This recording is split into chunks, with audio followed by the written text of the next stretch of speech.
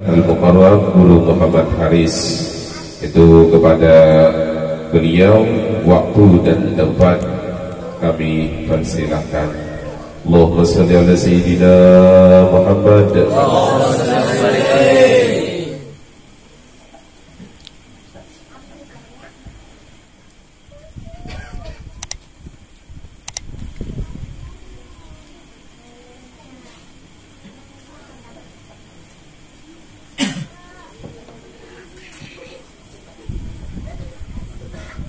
Assalamualaikum warahmatullahi wabarakatuh.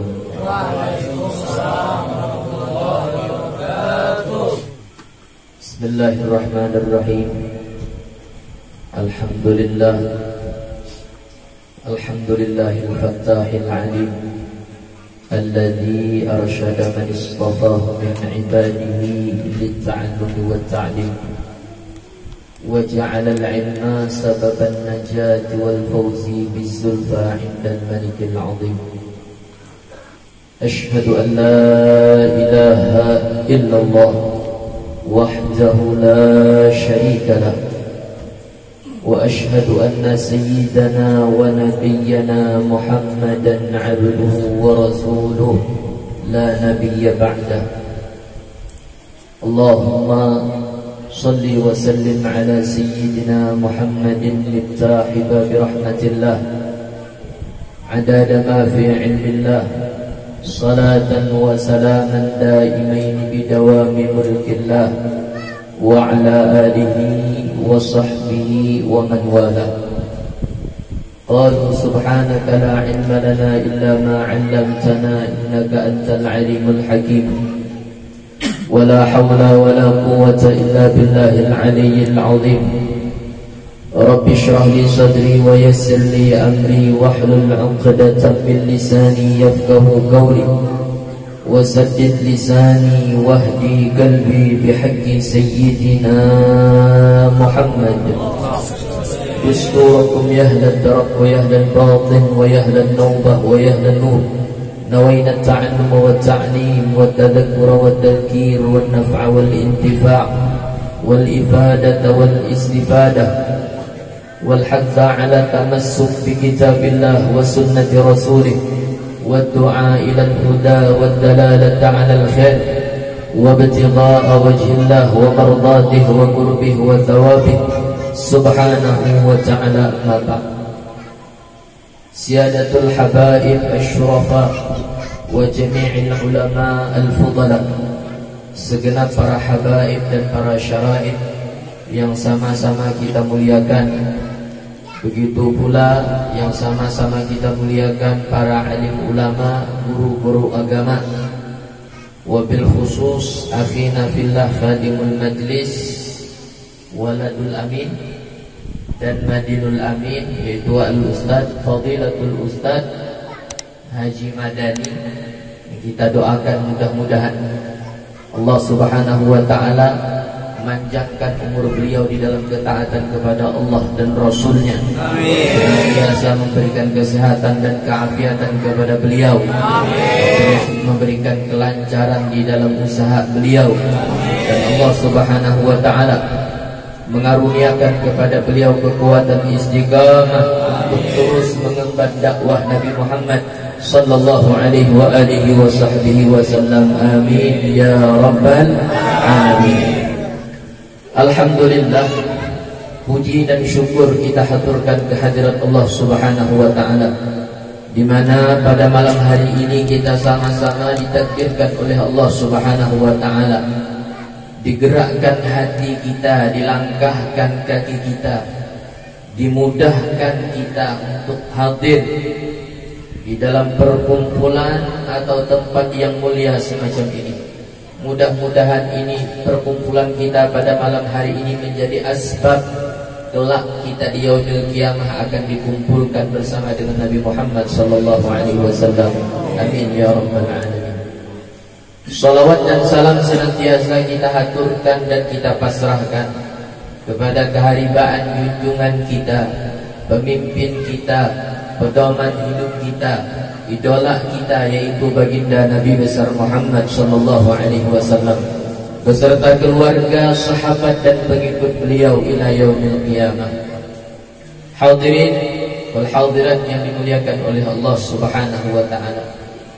Alhamdulillah, merupakan sebuah nikmat dan karunia yang sangat besar, di mana hingga saat ini Allah Subhanahu wa taala masih memberikan kita umur dan memberikan kita nikmat kesehatan serta kesempatan, sehingga kita bisa masuk di dalam bulan yang mulia ini, yaitu bulan Rajab, di mana pada bulan tersebut terdapat satu peristiwa yang sangat agung, peristiwa yang begitu bersejarah, peristiwa yang begitu berkesan di hati Nabi Muhammad SAW. Peristiwa ini telah diabadikan oleh Allah Subhanahu wa taala di dalam Al-Qur'an. Di dalam suratul Isra ayat yang pertama, Allah Subhanahu wa taala berfirman, faqala ta'ala subhanalladzi asra bi'abdihi laylan minal masjidil haram ilal masjidil aqsa alladzi barakna hawlahu linuriyahu min ayatina innahu huwas sami'ul basir. Ayat ini dimulai oleh Allah Subhanahu wa taala dengan kalimat tasbih. Subhana ay usabbihu subhana. Kalimat tasbih yang bermakna pensucian. Seakan Allah Subhanahu wa taala mengkhabarkan kepada kita secara tidak langsung bahwa berita yang akan disampaikan oleh Allah Subhanahu wa taala ini bukan berita yang bohong.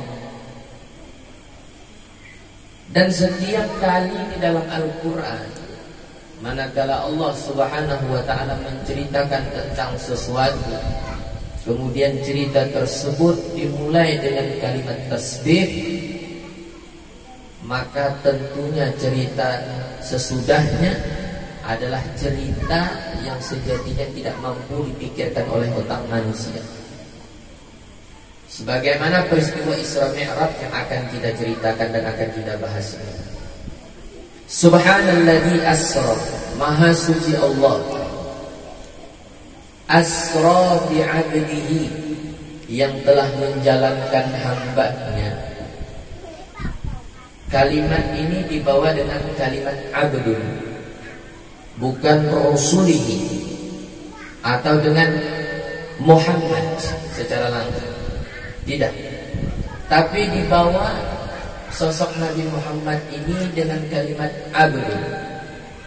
Para ulama tafsir menjelaskan kenapa dibawa disebut dengan abdun, karena kata para ulama mengatakan bahwa kalimat abdun atau sifat hamba ini adalah akhassul awsaf wa asyrafuha, sifat yang paling istimewa dan sifat yang paling khusus. Jadi orang kalau sudah mencapai titel abdul, hamba, itu sudah luar biasa. Karena sosok Nabi Muhammad SAW sendiri adalah sosok hamba yang sejati, hamba yang sebenar-benarnya hamba kepada Allah Subhanahu wa ta'ala. Subhanalladzi asra bi'abdihi laylan, maha suci Allah Subhanahu wa ta'ala yang menjalankan hamba laylan, di sebahagian malam, tidak sepanjang malam. Jadi peristiwa Isra dan Mi'raj ini tidak menghabiskan satu malam suntuk kadang, hanya sebahagian kecil dari malam. Makanya dibawa dengan kalimat laylan nakir, bermakna ay ba'dul lail, sebahagian malam saja.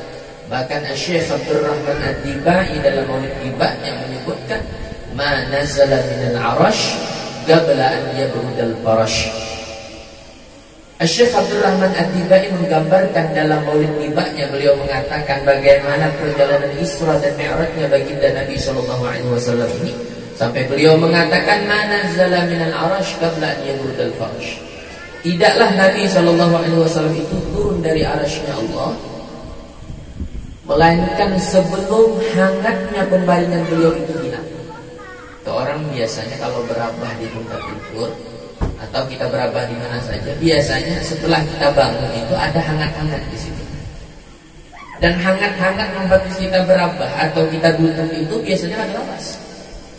Sampai Syekh Abdurrahman Jibril mengatakan Nabi itu tidaklah melakukan peristiwa Isra dan Mi'raj itu melainkan dalam waktu yang sangat singkat, sampai dikatakan oleh beliau sebelum rasa hangat di pembaringan itu hilang. Yang bisa bayangkan sesingkat apa? Singkat luar biasa. Makanya kalimat di awal tadi dimulai dengan kalimat tasbih, artinya maha suci Allah dari ketidakmampuannya untuk melakukan hal-hal yang semacam itu. Kalau menurut persepsi otak kita, pemikiran kita, itu tidak akan mungkin. Mana ada mungkin orang bisa melakukan perjalanan yang begitu panjang. Yang dulu menurut cerita di zaman Arab dahulu, orang melakukan perjalanan mulai dari Masjidil Haram menuju ke Palestina itu harus menempuh sekitar 40 hari perjalanan. Dengan transportasi yang paling cepat harus 40 hari. Lah ini hanya sebagian malam. Ada sebagian ikhtilaf ulama, ada yang mengatakan sekitar 3 jam, 4 jam. Bahkan Syekh Abdurrahman Ad-Dibai tadi mengatakan hanya 1 saat. Sebentar, lah Allah, sesaat. Sampai sebelum hilang rasa hangat di pembaringan itu, Nabi sudah selesai melakukan peristiwa Isra dan Mi'raj. Allahumma shalli ala sayyidina Muhammad. Allahumma shalli ala. Makanya sebelum terjadinya peristiwa Isra dan Mi'raj ini, sebelum Allah Subhanahu wa taala menjalankan sosok mulia Nabi Muhammad SAW ini di malam tersebut, Nabi ini dalam riwayat disebutkan sebagaimana disebutkan dalam kitab Dardin ini, tatkala itu Nabi sedang berbaring di Hijr Ismail. Hijr Ismail ini dekat dengan Baitullah, atau kalau lihat foto gambar Baitullah itu ada melingkar di samping Baitullah itu ada seperti marmer melingkar. Nah itu Hijr Ismail. Jadi ceritanya dulu Nabi tatkala sedang istirahat berbaring di situ bersama dengan paman beliau Sayyidina Hamzah dan Sayyidina Ja'far bin Abi Thalib atau yang dikenal dengan Ja'far At-Tayyar. Ini tatkala itu maka datanglah malaikat Jibril beserta Mikail dan Israfil untuk membawa Nabi ini untuk melakukan perjalanan Isra dan Mi'rajnya beliau. Panjang ini, prosesnya panjang. Sampai beliau dicuci, dibersihkan hatinya, dikeluarkan hatinya, dibersihkan dengan air Zam-Zam. Kenapa harus dengan air Zam-Zam? Karena air Zam-Zam ini adalah air yang terafdal pada peringkat yang kedua setelah air yang pernah mengucur dari celah jari jemari Nabi Muhammad SAW. Wa afdalul miyahi ma'un qad naba' min khairi asabi'in nabil muttaba' min asabi'in nabil muttaba' wa khairu ma'in ma'un qad naba'. Sepaling afdal, sepaling baiknya air adalah air yang pernah mengucur min baini asabi'in nabil muttaba', dari celah jari jemari Nabi Muhammad sallallahu alaihi wasallam. Setelah itu tumama Zam-Zam, kemudian hanya air Zam-Zam. Jadi dicuci, dibersihkan dada Nabi, dikeluarkan dada Nabi, hati Nabi ini dicuci dengan air Zam-Zam dengan 3 kali penyucian. Tapi perlu kita garis bawahi dan perlu kita ingat bahwa dicucinya hati Nabi ini bukan berarti menandakan hati Nabi itu kotor. Lah, hati Nabi tidak kotor. Makanya istilah ulama di sini menyebutkan, ada sebagian yang menyebutkan dicuci ini tujuannya apa? Untuk mengeluarkan haudus syaitan, bahagian syaitan, yang kalau ada bahagian syaitan ini di dalam hati, itulah yang bisa menyebabkan kita ini tadi melakukan perbuatan-perbuatan yang menyimpang daripada aturan-aturan agama Allah. Ada sebagian lain yang menyebutkan bukan untuk menghilangkan haudus syaitan, tapi penyucian itu tujuannya adalah untuk membersihkan hati Nabi setelah bersih terlebih dahulu. Hati Nabi ini sudah bersih, hati Nabi ini sudah bagus, lalu dicuci lagi untuk menambah kebersihan dan kebagusan hati yang dimiliki oleh Nabi Muhammad SAW. Kenapa? Sebab harus dibersihkan, disucikan. Karena Nabi ini akan dibawa menghadap kepada Allah Subhanahu wa Ta'ala. Bukan menghadap presiden atau siapa, tapi menghadap Allah Rabbul Alamin, Tuhan alam semesta.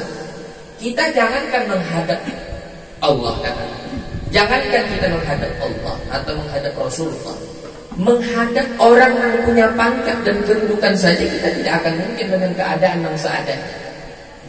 Misal contoh, pian dapat undangan oleh presiden, ujar presiden, pian esok atau bulan Cina diundang secara resmi untuk hadir ke istana presiden. Ini resmi nih undangannya. Datang kepada pian. Ulun yakin 100% pian pasti akan melakukan persiapan. Jauh-jauh hari sudah persiapan. Mengkawan nukar baju hanyar. Kadang-kadang baju ada. Baju hanyar. Nukar salawar hanyar. Sepatu hanyar. Dikusuk bajunya. Nukar parfum nang harap. Kenapa? Tahu nang dihadapi presiden. Orang yang punya pangkat dan kedudukan di hadapannya.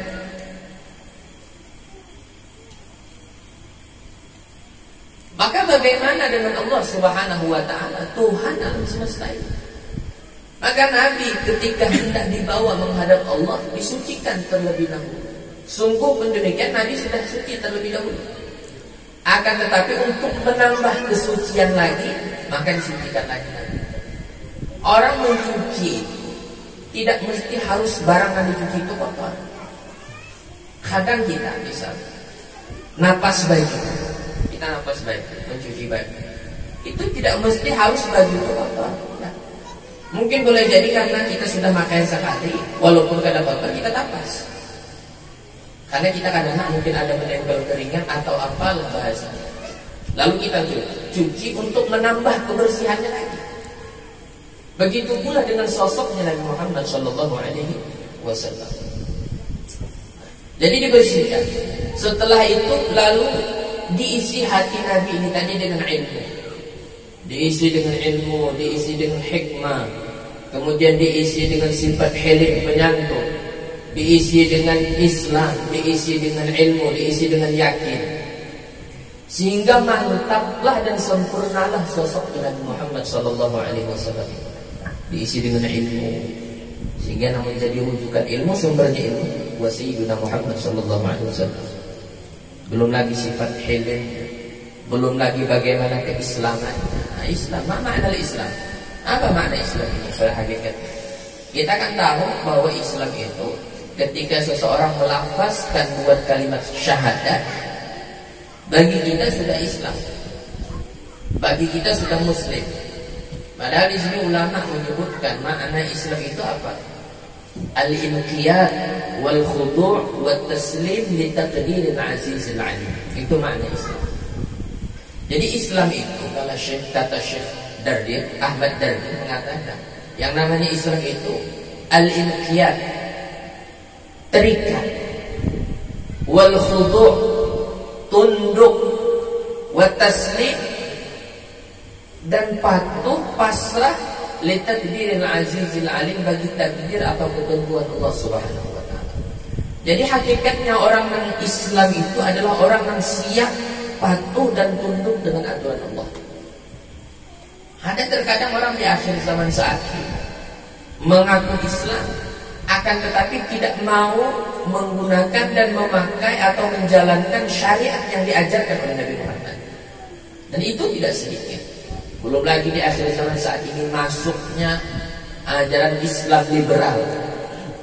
Jadi Islam liberal ini berlabelkan Islam, akan tetapi ajaran-ajaran Islam itu dikritisinya, dipreteninya.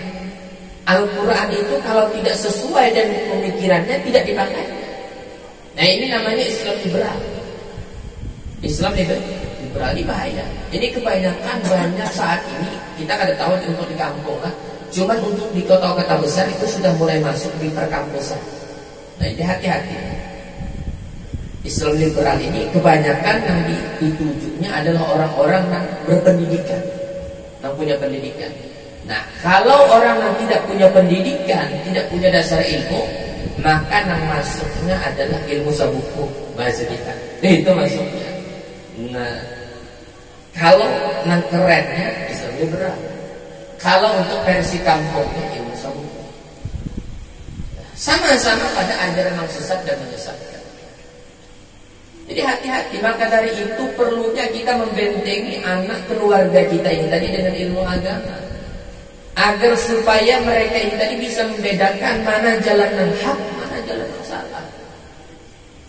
Karena menjadi acuan dan rujukan kita di dalam beragama ini adalah bagaimana para salaf kita dahulu mencontoh dan berkiblat kepada Nabi Muhammad SAW. Bukan dengan akal, bukan dengan akal pikiran kita, bukan dengan pemikiran kita. Jadi yang menjadi ukuran, menjadi acuan di dalam kita beragama ini adalah para ulama, orang-orang soleh yang kehidupan mereka ini tadi berkiblat kepada hidupnya Nabi Muhammad SAW. Al-Imam Al-Haddad dalam satu muntayan qasidahnya beliau mengatakan walzam kitab Allah watba' sunnatan waqtad hadakallah bil aslam. Walzam kitab Allah kita Imam Haddad, lazimi Al-Quran, watba' sunnatan, ikuti sunnah Nabi Muhammad, waqtad hadakallah bil aslam, teladani para ulama-ulama salaf, orang-orang terdahulu alim dan saleh. Hadakallah, semoga Allah kata Imam Haddad memberikan hidayah kepada kita. Ya, tiga. Ini fondasi kita. Al-Quran diperpegangi, sunnah Nabi dijalankan, kemudian ikuti jejak langkah dan jalan kehidupan orang-orang soleh terdahulu. Jangan melenceng dan keluar dari mereka. Jadi setiap kali kita hendak melakukan perbuatan menjadi tolak ukurnya, kira-kira kinang kita gawe ini dilakukan oleh orang soleh. Kita ini bila hendak menggawe sesuatu, maka pertanyakan dengan diri kita soalnya, kira-kira aku gawe ini digawi kan oleh orang soleh, digawi kan oleh para sahabatnya, digawi kan oleh para tabi'in, digawi kan oleh sosok Nabi Muhammad SAW. Jadi timbang dan ukur kepada mereka ini. Sampai disebutkan itu di dalam kitab Al-Fawaidul Mukhtarah, ada diceritakan, digambarkan bagaimana peneladanannya orang-orang soleh terdahulu terhadap baginda Nabi besar Muhammad SAW. Sampai dikatakan dulu ada seorang yang soleh yang begitu luar biasa mutabaah mengikutnya kepada sosok Nabi Muhammad. Sampai suatu ketika ia hendak makan buah semangka. Ada riwayat menyebutkan bahwa Nabi itu senang makan semangka.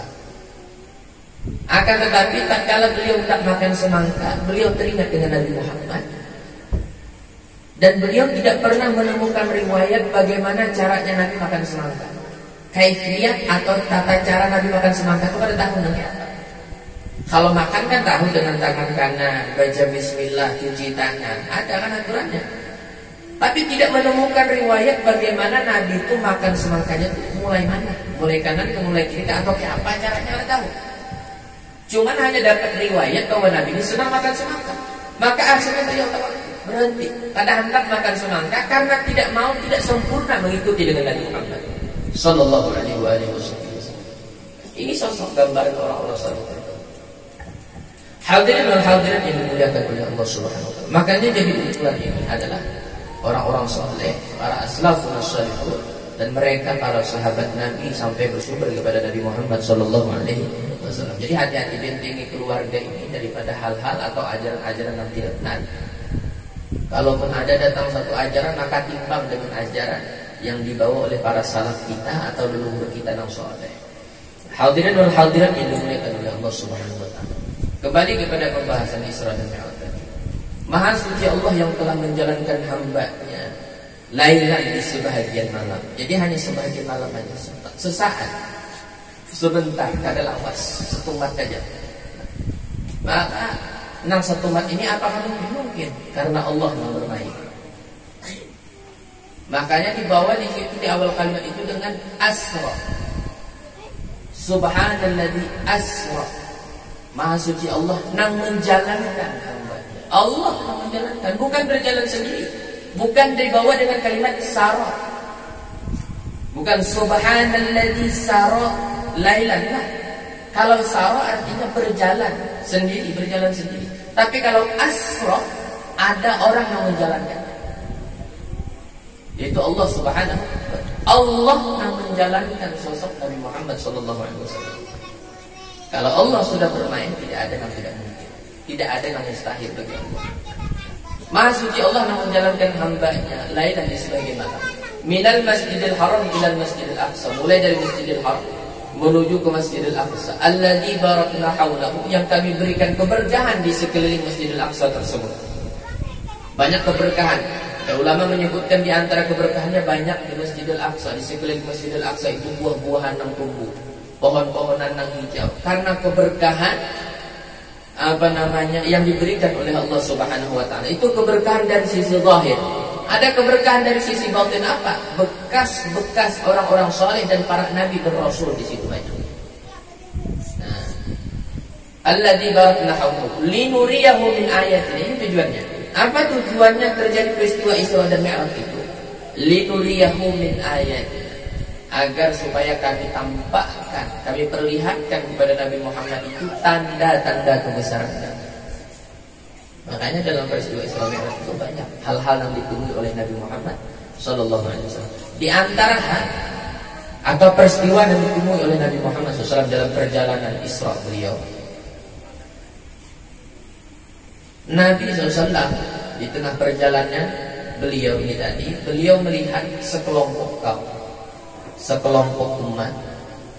Nang mereka ini digambarkan turdakhuna ru'usahum, mereka memecah-pecah kepala mereka, dipecah dengan bahasa kampung tuh pakai amar. Tahu lah amar namanya semacam batu, batu orang putih negara tuh ya, dipecah-pecah. Kullama rudikhat adat kama kanat wa la yaftaru anha. Manakala dipecah kembali pulang seperti asal. Bila dipecah, pecah kepalanya, bergulir pulang, utuh. Dipecah pulang, bergulir pulang. Itu aja terus, wa la yaftaru anha. Dan itu terus menerus. Kada berhenti. Kalau kan bila sudah pecah atau hampir sudah ceritanya. Nah kita kan itu di dunia nih. Bila sudah misalnya melakukan sesuatu lalu mentok sudah sesuatu itu, berhenti sudah kita. Misal contoh nurih, berapa nurihan, nurih tuntung paraknya seberatan diturih, hampir sudah. Kada lagi nurih, kalau kamu nurih pulang nih, kasubalah ampun para orang diturih dah. Dia tahu aja batasan. Jadi bila sudah habis para seorang, selesai, kelas. Nah, jadi tidak sama dengan yang dilihat oleh Nabi ini. Ketika kepala mereka ini dipecah, dipecah pulang bahasa, dicatok pulang, pecah pulang, bahasa pulang, dipecah pulang. Lalu Nabi ini heran, sehingga Nabi SAW bertanya kepada malaikat Jibril, ya Jibril, man haula? Wahai Jibril, siapa mereka ini? Siapa kelompok ini tadi, wahai Jibril? Ada apa dengan mereka? Kenapa mereka ini tadi bisa memecah kepala mereka, kemudian setelah pecah kembali lagi, dipecah lagi, dan itu terus menerus dilakukan. Kata Jibril, ya Rasulullah, wahai Rasulullah, mereka ini adalah gambaran daripada umat yang mereka itu tatataqaru usum anis salatil maktubah, yang kepala mereka itu terasa berat untuk melaksanakan salat fardu. Jadi bila hendak semua itu berat, sampai sebagian ulama menyebutkan maknanya imma karena sebab malas, atau meninggalkan, atau mengeluarkan sholat keluar daripada waktu. Orang yang semacam ini kelak nanti di yaumil qiyamah akan disiksa oleh Allah Subhanahu wa ta'ala seperti gambaran yang dilihatkan oleh Nabi Muhammad sallallahu alaihi wasallam. Dan jangan kita berpikir atau beranggapan, itu siksanya biasa aja, biasa aja, karena baik itu orang ya atau sembahyang kan, nggak apa biasa aja, biar nanti dipacangin itu asal pulang apa aja. Ini neraka bos, ini neraka. Lainan anti dunia ada. Jangankan neraka, kita nang kebakar nanya tuh kuciak sudah. Atau kayaknya contoh, kita ini terbakar, tangan kita ini kena api. Apa yang kita lakukan secara refleks? Kita mengatakan, aduh, sakitan. Ya kan? Padahal riwayat menyebutkan sebagaimana termaktub di dalam tafsir surah Yasin, itu disebutkan api dunia kita ini itu sudah mengalami 70 kali pendinginan daripada api neraka. Api dunia yang ada nih, itu sudah 70 kali pendinginan sudah. Yang bisa bayangkan 70 kali pendinginan mampu hanya menghancurkan rumah, mampu membakar rumah, mampu hanya melanahkan besi yang kuat, itu mampu lanah. Padahal sudah 70 kali pendinginan. Yang bisa bayangkan bagaimana yang kada didinginkan sama sekali.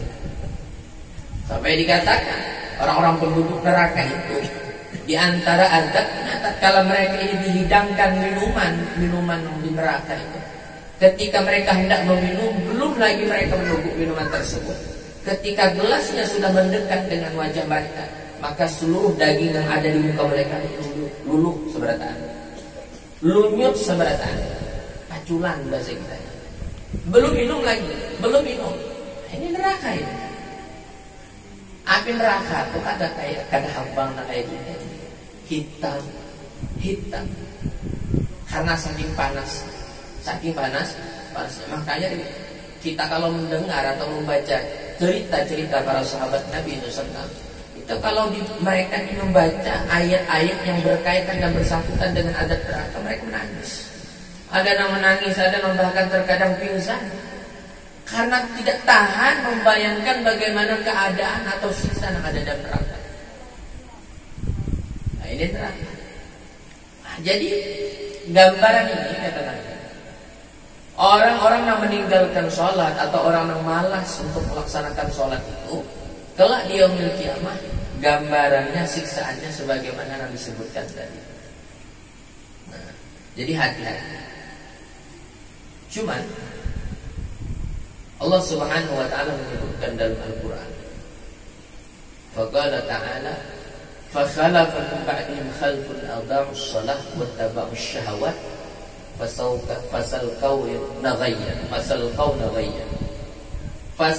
yalqawna ghayya. Fakhalafa min ba'dihim khalfun adha'us shalah, kata Allah, akan datang satu kelompok, satu golongan, khalfun, orang yang terkemudian. Bagaimana ciri-cirinya? Adha'us shalah, mereka ini menyia-nyiakan sholat, meninggalkan sholat. Wattaba'us syahawat, dan sifatnya senantiasa senang memperturutkan hawa nafsunya. Fasawfa yalqawna ghayya, maka orang-orang atau kelompok tersebut akan menemui kebinasaan. Sebahagian ulama tafsir menyebutkan bahwa makna adha'us shalah, menyia-nyiakan salat itu ay lam ya'taqidu wujubaha, yakni kelompok yang tidak meyakini akan wajibnya salat. Nah, ini di sini ada rasa buku, bro. Nah, kalau ini ada pas ngaji sudah menghilangkan keberkahan itu. Jadi kata Allah, akan datang suatu kelompok yang kelompok ini menyia-nyiakan sholat. Sebagian ulama tafsir menyebutkan lam ya'taqidu wujubah, kelompok yang tidak meyakini dan mengiktikadkan akan wajibnya sholat. Ada kelompok manusia min ummati sayyidina Muhammad SAW, termasuk dari kalangan orang yang mengaku umatnya Nabi, akan tetapi mereka menganggap bahwa sholat itu bukan sebuah kewajiban. Ada sebuah hikayat, cerita menyebutkan, yang cerita ini disebutkan oleh Al-Habib Zain bin Ibrahim bin Smith dalam kitabnya Manhajus Sawi, bisa dicari atau dicek di situ. Suatu ketika ada sekelompok orang, ini cerita sering kita ceritakan, mungkin yang pernah mendapat ulun pernah mendengar cerita ini. Sekelompok orang datang kepada Syekh Abu Ali Ar-Rubani, datang kepada seorang tokoh ulama besar di masa itu. Mengapa datang ke sini? Pertama silaturahmi, Nang kedua hendak bertakun, itu orang dulu. Bila datang orang alim itu hendak mengetahui hukum. Tak kawin ini hendak basa-basi aja, hendak basa-basi atau hendak minta pilih, hanya maka datang kepada tuan guru. Nang kada hajat, nang waktu nang sudah jaya-jayanya lupa. Itu pagi kan biasa sama. Ini kata datang kepada ulama silaturahmi, kemudian hendak bertakun masalah, hendak bertakun hukum. Jadi singkat cerita datang, kemudian bertanya, wahai syekh, wahai guru, di kampung kami ada sekelompok masyarakat, kata. Nang mereka ini mengatakan bahwa mereka itu sudah tidak wajib lagi taklif, jatuh yang namanya taklif. Apa itu taklif? Pembebanan syariat. Ada istilah dalam ilmu fikih itu mukallaf namanya.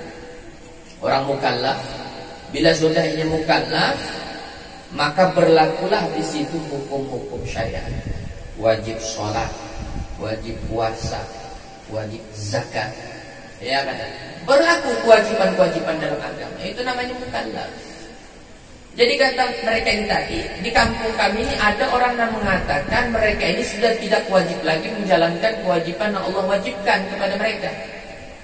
Dengan alasan, dengan sebab, karena mereka menganggap diri mereka tadi usul ilallah, sampai sudah kepada Allah Ta'ala. Sudah merasa diri ma'rifat, kenal kepada Allah, sampai kepada Allah. Lalu akhirnya beranggapan bahwa apa yang diwajibkan Allah sudah kada wajib lagi bagi mereka. Karena mereka menganggap bahwa diri mereka ini sudah tinggi, sudah sampai lalu Allah. Lalu apa jawaban daripada seorang ulama ini, Syekh Abu Ali Al-Ubaid? Ujar sidid, na'am, walakin ila saqar. Inggih dari sidid bahasa kita ini, inggih sampai ya, tapi kada sampai ke surga, naik sampai ke neraka saqar. Sampai ke neraka. Karena tidak ada sejarah. Tidak ada sejarah yang menyebutkan orang bisa sampai kepada Allah dengan meninggalkan syariat. Tidak ada sejarahnya. Kalau orang bisa sampai kepada Allah dengan meninggalkan syariat, dengan beralasan bahwa ini tadi orang yang dekat dengan Allah, ma'rifat kepada Allah, maka yang paling utama meninggalkan syariat adalah Nabi Muhammad SAW. Yang paling cocok meninggalkan Nabi. Tapi pernah pian mendengar Nabi itu sekali aja meninggalkan sembahyang. Lah, tidak pernah. Jangankan sembahyang wajib, meninggalkan jamaah pun, meninggalkan sholat berjamaah pun Nabi tidak pernah. Hatta dalam sakitnya. Nah kita kan ada, jangankan jamaah, sembahyang ini kadang kita ada. Apakah lagi dalam keadaan-keadaan yang sifatnya terdesak, nah kayak ketulakan jauh, atau dalam keadaan garing yang terbaring di rumah sakit dan sekian hari, ada sembahyang kita parah kita. Ya kan? Kita nih, misalnya berimpus, nang sakit di rumah sakit terbaring berapa di situ rumah sakit, berimpus awak lamahan. Apa? Sembahyanglah. Wassalam sudah. Jarang yang ada terdapat sembahyang pun jarang. Kenapa? Pertama, ini kata paham itu. Hendak sembahyang, kada tahu ya caranya sembahyang, aku dalam keadaan sakit kira harap. Padahal yang sembahyang ini ente mau dalam keadaan sehat, mau dalam keadaan sakit, mau dalam keadaan bisa berdiri, berduduk dan lain sebagainya, tetap wajib. Selama ente masih punya nyawa di dalam diri, wajib. Nang boleh kada sembahyang itu aja, orang mati atau orang gila. Jadi kalau hendak kada sembahyang, silakan pilih dua ini. Bila hendak sembahyang deh, pilih dua nih. Alternatifnya jangan kan sembahyang. Aku dah ada sembahyang, jangan marah. Pilih dua nih. Imak mati atau bersintar di tengah hari. Berjalan di situ ada bebajuan, ada salawaran. Berjalan di situ. Marah di situ hendak sembahyang. Wassalam sudah ada bapak. Tapi selama masih ada akal, selama masih punya nafas, maka selama itu masih wajib. Ente kata kau berdiri dalam keadaan duduk. Agama memberikan kemudahan. Agama memberikan kemudahan. Mudah tidak ada yang sulit dalam agama ini. Nang sulit kita nang mau sulit agama. Jadi kalau kada kau berdiri berduduk, kada kau berduduk berapa telantang, kada kau bertelantang, apalagi berhiring, kada kau berhiring dengan kepala. Kadang kau pakai kepala juga dengan isyarat mata. Kadang kau juga dengan isyarat mata, dengan isyarat hati. Hati ini masih kau isyarat. Kadang kau juga dengan isyarat hati, sembahyang akan ada jelas. Kadang kau aja pakai isyarat hati. Sudah wassalam jam sembahyang di imaman. Berapa di imaman di situ? Siap kami empat kali takbir sudah. Ayo. Jadi mudah agama ini. Apakah kada mudah? Semuanya diberi mudah. Kada mampu berdiri duduk. Atau kita dalam keadaan perjalanan hendak menunaikan sembahyang yang sebagaimana normalnya, kada mungkin karena waktu, maka diberikan bonus oleh Allah Ta'ala. Ada istilah jamak qasar. Boleh menjamak salat 6-4-4, boleh digabung di situ, digawi sekaligus. 6-4 bisa jadi 2, qasar namanya. Apalah kada mudah? Mudah syariat ini. Nang sulit itu pemikiran kita yang menganggap bahwa agama itu sulit. Hadirin dan hadirat yang dimuliakan oleh Allah SWT. Jadi ada kelompok, kata beliau tadi, nang meninggalkan sholat karena beralasan bahwa mereka telah sampai kepada Allah. Kelompok yang demikian ini bukan sampai, kata beliau, tapi menjadi asbab mereka itu bisa dimasukkan oleh Allah Ta'ala ke dalam neraka. Jadi kalau boleh meninggalkan syariat karena hanya beralasan ma'rifat atau sampai kepada Allah, maka yang lebih layak adalah Nabi Muhammad SAW. Tapi kita baca riwayat, riwayat menyebutkan bahwa Nabi itu sampai hatta tawarramat gadaman, sampai bengkak kakinya. Min tulil qiyam bis shalah, karena lamanya dalam sholat. Nabi itu pada kayak kita semuanya. Nah kita kata wassalamualaikum, assalamualaikum. Apalagi nak kayak nang bulan puasa dalam tarawih, dalam viral di TV. Nang tarawih 23 rakaat dalam waktu 5 atau 7 menit selesai.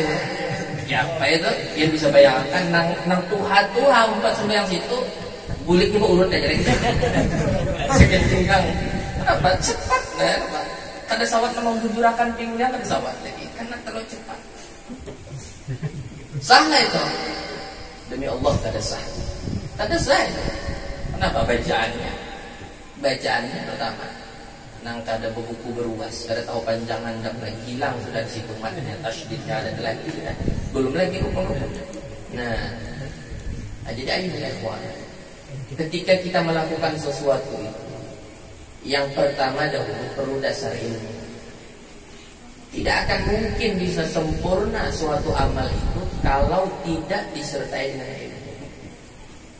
Bahkan disebutkan oleh Al-Imam Al-Fudail bin Iyad kalau tidak khilaf, kata beliau, man shalla jahilan bi kaifiyatil wudu was shalah lam tasihhat salatu wa in sadafa.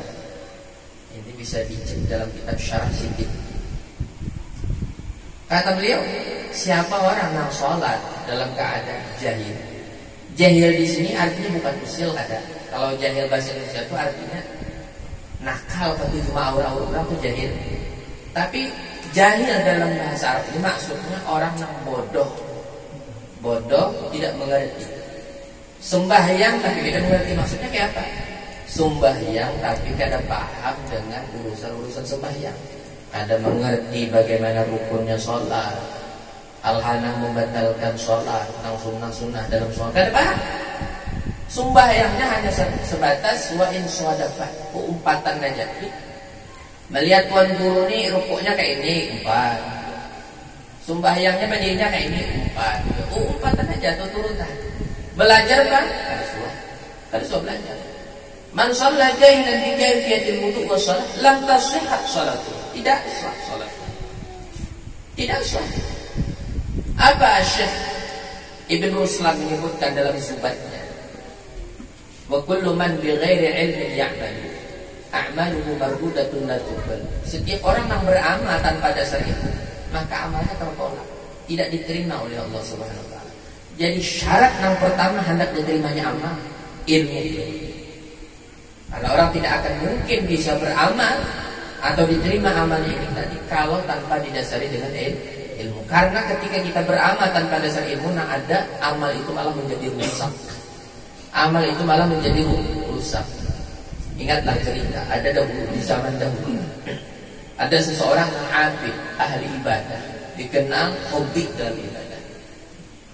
Jadi siang malam ibadah ya, luar biasa ibadah. Kalau kita ini kan ada apa-apanya, seujung bukunya gini ada ibadah luar biasa orang dahulu. Ibadahnya luar biasa. Cuman satu, ibadahnya dalam keadaan jahil. Ini jahil, ada berilmu. Lalu orang kenapa kami bisa kuat luar biasa dalam ibadah? Kuncinya apa? Ketika diselidiki ternyata ini beilmuan satu himar, keledai betina. Jadi keledai betina itu berada di dekat daripada peribadatan tempat ibadahnya. Jadi ujarnya, aku ini jadi kuat beribadah bila datang nafsuku ini, maka maaf betul-betul himar ini tadi. Keledai ini betul-betul pulang biasakan ke situ. Jadi kembali pulang semangat beribadah pulang. Ia kira itu halal, ia kira itu boleh, padahal itu haram dalam agama. Maka lebih haram ketimbang kita menggauli manusia. Nah, inilah orang yang beramal tanpa ada dasar ilmu, akhirnya rusak. Ada sebuah hikayat lagi di suatu kampung. Ada datang satu orang asing, orang yang kada dikenal. Ada orang yang kada dikenal datang ke suatu kampung. Ya katakanlah ini tadi punya atribut yang kayak persis kayak tuan guru. Kalau orang dahulu itu biasanya kalau tuan guru itu orang bajunya kantong 3. Itu bahari menuhi ini kan orang lagi sudah seberataan baju kantong 3 berataan. Tuan guru lah berataan. Dulu identitas tuan guru itu biasanya bajunya kantong 3 dahulu. Lalu datang, anggaplah semacam itu misalnya, datang ke suatu tempat pakai baju yang semacam itu. Ngaran orang asing, dikira orang alim mainnya. Pas kebetulan juga di tempat itu ada kematian. Kebetulannya lagi tukang pamandian gak ada. Kebetulan terus nih. Kebetulan di situ kematian, kebetulan lagi tukang pamandian gak ada. Maka habutlah masyarakat ini mencari pemandian. Dilihat ada orang yang datang, nah kayak tuan guru, ditarik kayak, ayo pian kita tolongilah, pian memandiakan. Hendak kepada kada bisa sudah dia tinggi ulang sudah. Siapa lagi deh? Bismillah ya sudah deh. Bismillah. Akhirnya singkat cerita lalu memandiakan. Ada orang kada berilmu, rusak akhirnya. Jadi memandiakan di dalam bilik satu wadah yang terpupuk, di situ memandiakan. Mayatnya ini berada di atas, kan ada biasanya keranjang di atas. Nah itu di situ kan. Nah jadi tek dimandiakan, ngaran orang kada ahli, akhirnya mayatnya gugur apa bau kan? Geragupan berbunyi. Jadi jar orang di luar kan apa guru jar? Karena Pak Guru makan yang pindah diragupan nih. Ada jar mayat ini tadi hendak dibawa oleh malaikat, jar hendak diangkat. Wali panginya jar. Mau kayak itu lagi balasan. Hendak mempada kada bisa dia sopan sudah tak merusuk. Nah inilah. Nah kita lihat sini apa? Inilah orang yang melakukan sebuah amal tanpa dasar ilmu. Bukan kebaikan yang ia dapatkan, tapi justru mafsadah, kerusakan ada, mudarat yang ia dapatkan. Nah, oleh sebab itu ketika kita hendak melakukan jenjang amal, maka hendaklah terlebih dahulu didasari dengan ilmu belajar. Kan ada medianya, ada majelis ta'lim, ada pengajian, baik itu di Landa, di rumah, atau nggak istilah bakurinah, baulah majelis. Tutup di situ, ambil manfaat ilmu di situ. Jangan ketika ulama sudah meninggal hanya di situ kita menyesal. Kan ada guna lagi, sudah penyesalan. Mumpung masih hidup, mumpung masih ada kesempatan, mumpung kita ini masih sehat, kita belajar. Sudah garing, tidak ada awal lagi, kita belajar. Awaknya sudah berada di saatnya, maaf, misal contoh, sudah diam di kursi roda. Hendak juga belajar, semangat juga belajar, kadang kawan juga nak kayak orang yang bujur-bujur sehat. Mumpung kita ini, mumpung dari orang, mumpung ini masih diberi kesehatan oleh Allah Ta'ala, masih diberi waktu, kesempatan, gunakan dulu. Karena tidak sedikit orang yang diberikan waktu, kesehatan dan kesempatan ini yang menyia-nyiakan. Sampai Nabi menyebutkan nikmatani maghbunun fihi makathirun minan nas as-sihah wal farq. Ada dua nikmat yang banyak dilalaikan oleh manusia ini. Dua nikmat tersebut apa? As-sihah wal farq. Yang pertama nikmat kesehatan, dan kedua nikmat waktu lapang.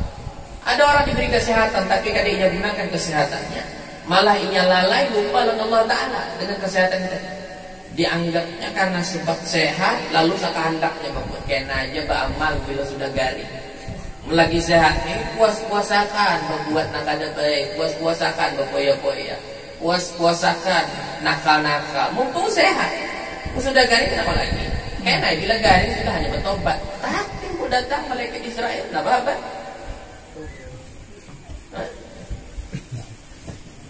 Malaikat Israel sudah datangnya kan berpermisinya. Kadang kayak cerita Rasulullah, kalau malaikat Israel datang ketika hendak mencabut nyawa baginda Rasul Sallallahu Alaihi Wasallam, itu berpermisi. Amun biar keizinakan, belum cabut. Amun biar dan keizinakan, boleh kayak lepas. Kemana kayak itu berpikir siapa itu? Nonton hari ulunnya hendak mencabut nyawa pian. Kira-kira pian masih hendak hidup, ulun boleh. Pian binatang sudah kisi-kisi hendak meninggal, ayo ulun cabut. Nah bagaimana tanahnya mencabut? Tidak seperti itu. Kan berpermisinya. Apa disebutkan? Wal mautu yatika baghtah. Kematian itu, yang namanya kematian itu datangnya tiba-tiba. Tiba-tiba ada. Terkadang orang meramal esoknya hendak digawi ini. Tak hari ini meninggal. Padahal ramalan ini sudah matang sudah. Perencanaannya sudah matang. Esoknya hendak ke sini, hendak saruan, hendak keperumahan, hendak berdatang. Siap sudah nih. Antaranya sudah siap, jujurannya sudah siap, hendak berdatang. Timbul datang lagi. Apa? Ada jadi kawin. Kematian. Tidak ada yang tahu kapan datang. Oleh sebab itu persiapkan diri sebelum datang kematiannya. Jangan sampai mati datang hanya di situ menyesal. Ada guna lagi. Karena orang-orang dalam kubur itu ini menyesal. Orang dalam kubur itu menyesal kebanyakan. Menyesal apa? Menyesal hendak beramal soleh. Rabbirji'un la'alli a'malu salihan fima taraktu. Allah Ta'ala menggambarkan dalam Al-Quran, Rabbirji'un ya Allah, ujar orang dalam kubur nih, kembalikan ulun hendak pulang memberi bahasa hidup, la'alli a'malu salihan, agar supaya ulun kawal beramal soleh. Karena ulun merasa ulun ini kada punya amal. Ulun tahu sudah bagaimana keadaan dalam kubur ini, tahu sudah ulun siksanya ke apa. Ulun hendak beramal soleh supaya kawan nyaman dalam kubur. Karena kamu ajar Allah Ta'ala kalah. Inna kalimatun wa qaimah, itu hanya kalimat yang sia-sia. Dan tidak akan mungkin terjadi kedua kalinya. Ada sejarahnya, orang bila sudah mati hidup pulang bahasa dah. Ada aja nanti jadi hantu. Itu amalnya nanti. Amalnya yang diwujudkan Allah Ta'ala. Amal buruk nih diwujudkan Allah Ta'ala, ditumpangi oleh syaitan. Amal manusianya hidup pulang bahasa, berarti malaikat mungkar nakir kita guring dan kubur. Sawat terbengal dalam kubur. Baya bincang hilang manusia aja dalam kubur. Nah, kan ada sejarahnya. Kalaupun ada aja orang mati suri, itu hanya nyawanya aja yang berkeliaran semua. Imbah itu boleh pulang bahasa, tapi nya kan mati belum. Bahasanya aja mati suri. Padahal kan mati belum. Hanya lepas mati. Kita guring itu kembaran daripada mati sebenarnya. Makanya dalam syariat diaturkan ketika kita hendak guring itu harus bersiap-siap. Kalau kematian datang, baudu diajarkan oleh Nabi, ya kata berzikir, baca tasbih, baca tahmid, baca tahlil dan lain sebagainya, baca qul huwallahu ahad dan lain sebagainya. Ada zikir-zikir yang diajarkan oleh Nabi Shallallahu Alaihi Wasallam ketika hendak tidur dalam keadaan suci. Sudah diaturkan. Kenapa? Karena mungkin dalam tidur ini tadi bisa menunggu yang namanya kematian. Atau mungkin pula diberi karunia Allah Ta'ala bermimpi dengan Nabi Muhammad Sallallahu Alaihi Wasallam. Amin ya Allah. Ada sosok ulama yang luar biasa. Ulama ini seorang ulama yang mahabbahnya, cintanya kepada Nabi luar biasa. Sampai ketika ini hendak tidur, ini selalu tidur dalam keadaan yang terbaik. Bila hendak tidur ini pasti pakaian yang paling bagus, pakai minyak harum yang paling wangi sebelum guring mandi. Kenapa? Karena yakin dan selalu didapatinya ketika tidur bermimpi dengan Nabi Muhammad. Mudahan kita tak mimpi Nabi SAW. Amin ya Allah. Nah, ini gambarannya. Wah, ini contoh. Ini contoh. Kembali kepada pembahasan tadi. Agar Allah menampakkan tanda-tanda kebesaran. Innahu huwas-sami'ul basir. Bahwa Allah Ta'ala itu maha mendengar lagi maha melihat. Sebagian ulama menyebutkan damirhu itu kembali kepada Nabi. Sebagian berpendapat damirhu itu kembali kepada Nabi. Jadi maknanya bahwasanya Nabi Muhammad itu adalah sosok yang hebat pendengarannya dan hebat penglihatan. Kenapa hebat? Karena tidak ada sosok yang sebagaimana Nabi Muhammad. Tidak ada sosok Nabi manapun yang mampu melihat langsung dengan zat Allah Ta'ala illa Nabi Muhammad SAW, kecuali Nabi Muhammad. Tidak ada yang mampu mendengar secara langsung kalam Allah dan bernikmat-nikmat, berdekat-dekat dengan Allah Subhanahu Wa Ta'ala, kecuali Nabi Muhammad. Nabi Musa mendengar kalam Allah yang sampai digelar dengan kalimullah. Orang yang pernah bercakap-cakap berbicara dengan Allah tersungkur Nabi Musa. Ada tahan mendengar kalam Allah Ta'ala, pingsan. Beda dengan Nabi Muhammad SAW, merasa nikmat. Makanya Nabi disebutkan oleh ulama, Nabi itu tak kala Nabi merasa nyaman ketika berdialog dengan Allah Subhanahu Wa Ta'ala, berhadapan langsung dengan Allah Ta'ala. Nabi ini rasakan hendak kulit. Ya, kayak apa orang misalnya lalakian tatamu binian nanti ketujuinya berdebat, berpandir, ngobrol, rasakan hendak berpisah. Rasakan hendak berpisah, asa hendak berikit terus. Bahkan waktu nalawas itu jadi singkat. Kenapa? Karena merasa nikmat di situ, merasa nikmat. Jadi Nabi ini merasa nikmat berbicara, berdialog dengan Allah Ta'ala, sehingga tidak mau untuk kembali. Maka Allah Ta'ala kata Nabi, ikam kembali aja. Karena rasa nikmat yang ikam merasakan saat ini akan aku letakkan nanti di dalam sholat. Rasa nikmat itu akan ikam dapatkan ketika ikam sholat. Makanya Nabi senantiasa mengatakan kepada Sayyidina Bilal, arihni ya Bilal, arihni ya Bilal, senangkan hatiku wahai Bilal. Waju'ilat qurratu 'aini bis shalah, dijadikan penyejuk hatiku itu dalam sholat. Nabi itu kalau ada sesuatu yang sumpah, membuat sesuatu yang kada nyaman, Nabi segera melaksanakan sholat. Karena kesenangan mereka orang-orang saleh itu adalah sholat. Sampai saking terakhir, saking senangnya orang saleh itu sholat, saking senangnya orang-orang saleh itu melaksanakan sholat, sampai sebuah cerita menyebutkan seorang ulama besar di zaman itu dari kalangan habaib keturunan Nabi Muhammad SAW, itu Al-Habib Ahmad bin Umar Al-Hinduan, seorang ulama yang luar biasa. Beliau ini ketika sholat selalu cepat. Bila sembahyang pasti cepat terus. Mungkin kita kada tahu ini tidak kita cepat ini maka orang alimnya contoh banget anu sembahyang cepatnya untuk bacaan jangan. Itu kita itu. Kata kaum melihat nampil aneh-aneh lalu ya macam-macam. Perlu hati kan penuh dengan sangka-sangka yang kada baik. Jadi ketika ditanyakan, wahai Habib, kenapa biarnya bila sembahyang pasti cepat?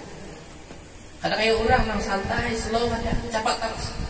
Jadi Siti, aku ini bila sembahyang itu selalu merasa nikmat. Saking nikmatnya aku sembahyang, bila aku kelawasan sembahyang, karena saking nikmatnya maaf keluar sperma. Adalah suara gitu. Adalah. Kenapa bisa kayak itu? Karena ini merasakan nikmat dan lezatnya bermunajat kepada Allah Subhanahu Wa Ta'ala. Saking nikmatnya sampai keluar sperma. Jadi bila sembahyang cepat-cepat, melambat ya keluar kan. Hai itu orang bilang nikmatnya ibadah. Mudah-mudahanlah kita dikaruniakan nikmat yang semacam itu. Setidaknya bisa diberikan hidayah dan taufik dulu oleh Allah Ta'ala, agar kita bisa menjaga dan memelihara sholat kita ini tadi. Bujur-bujur khusyuk dalam sholat, bujur-bujur istiqamah dalam sholat. Jangan jadi orang yang balang kambingan. Jangan sampai termasuk kelompok-kelompok yang dikatakan oleh Allah Ta'ala tadi, kelompok yang meninggalkan sholat sehingga menjadi golongan-golongan yang celaka. Mudah-mudahan Allah Subhanahu wa taala senantiasa menganugerahkan kepada kita hidayah dan taufiknya. Allah Subhanahu wa taala tidaklah melangkahkan kaki kita pulang dari tempat ini melainkan segala dosa kita diampunkan oleh Allah Subhanahu wa taala. Dosa kedua orang tua kita, dosa anak-anak kita, keluarga kita, orang-orang yang kita cintai diampunkan oleh Allah Subhanahu wa taala. Segala hajat kita dikabulkan oleh Allah Subhanahu wa taala. Yang sakit di antara kita Allah sehatkan badannya, Allah kuatkan jasmaninya, zahir dan batin. Yang punya permasalahan dalam hidupnya Allah angkat permasalahannya. Yang punya hutang piutang Allah Subhanahu wa taala berikan kemudahannya untuk melunasi hutang piutangnya. Yang belum punya keturunan Allah berikan karunia-Nya untuk mendapatkan keturunan. Yang sudah punya anak dan keturunan Allah jadikan keturunannya menjadi keturunan yang saleh dan salehah, keturunan yang dibanggakan oleh Nabi Muhammad sallallahu alaihi wasallam. Dan tidaklah Allah Subhanahu wa taala takdirkan kita keluar dari tempat ini melainkan Allah jadikan kita orang-orang beruntung dunia sampai akhirat. Amin ya rabbal alamin. Mungkin itu saja yang ulun sampaikan. Salah khilafnya ulun banyak-banyak minta halal, minta ridha. Wal afu minkum. Assalamualaikum warahmatullahi wabarakatuh.